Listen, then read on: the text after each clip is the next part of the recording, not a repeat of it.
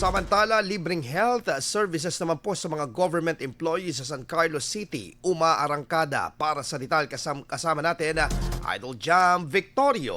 104.7 IFM. Report!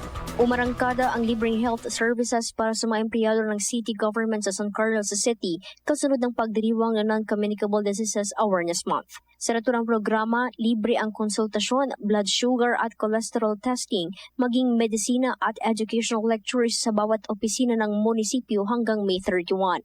Layunin ng mapagtuunan ng mga empleyado ang kalusugan at maiwasan ng mga sakit sa pamamagitan ng healthy lifestyle. Garantiya ng tanggapan na isasagawa ang programa kada tatlong buwan upang masuportahan ang mga manggagawa.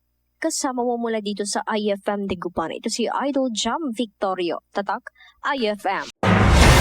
IFM News. IFM News. IFM.